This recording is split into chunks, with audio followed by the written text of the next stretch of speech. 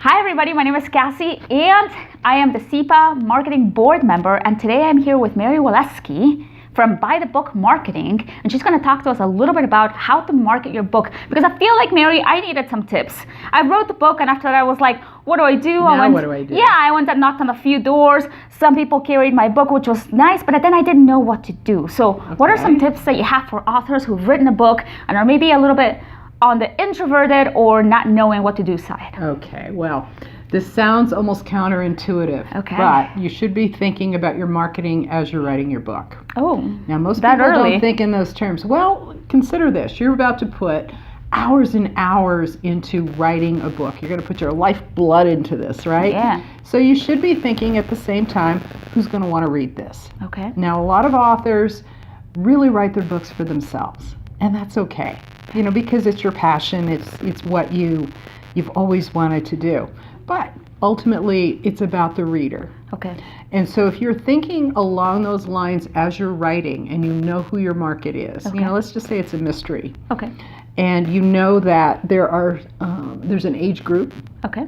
Usually it's women 50 and older who Okay. love mysteries. Oh. And they look for a series that they can get involved in. Oh, really? So, if you're a mystery author, Fascinating. you should be thinking, can I make this into a series? You know, what are the characters? Maybe I could take some of the characters as I'm going and maybe build those into separate stories. Okay. So, if you're thinking along those lines, you're going to be coming out so far ahead by the time you're getting ready to send your book even to an editor. You're going to know who you want to sell this book to. You're going to have some ideas about sequels. And you're going to have the beginnings of a marketing plan. Oh, I love that. I didn't even get close to thinking that at all until the end of the book. Well, that's why people like me are out there to tell you, okay, start thinking about this from the beginning. Now, if you haven't done that, it's not too late. Okay.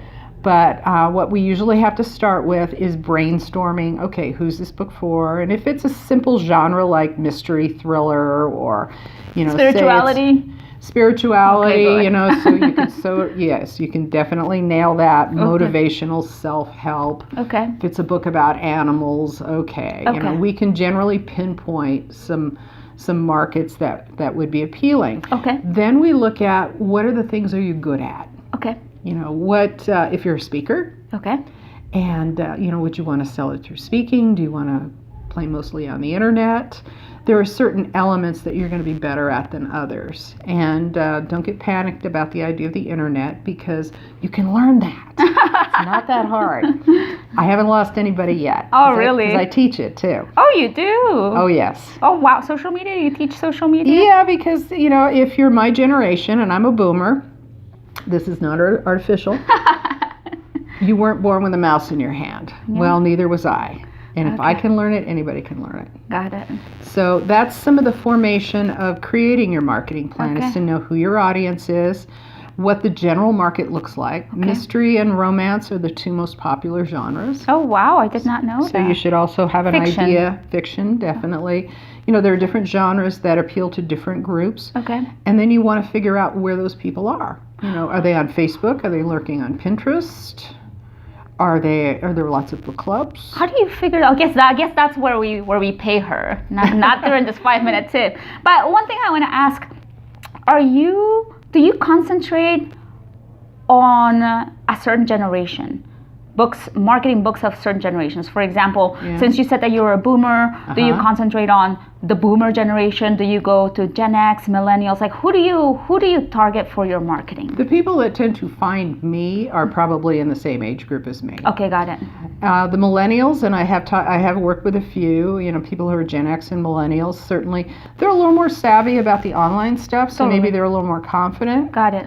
But where they end up needing me is if they don't have a whole lot of experience in publishing itself and getting into things like distribution, getting into bookstores, getting into libraries. Oh, got it. Those are things that anybody has to learn. Absolutely. So, you know, you're not born knowing that. But, you know, the younger generations definitely grew up, you know, playing with the iPads, playing with their parents' phones. Totally. So they're very comfortable with that. Yeah. And the older generations, the boomers and older, they need maybe a little bit of help sometimes. Yeah, I would totally need help when you mentioned libraries. I was like, good idea. I'm going to talk to you about that for sure. Yeah. Anyway, so we're at 5 minutes, Mary, and I wanted to make sure that I ask you, where can we find you?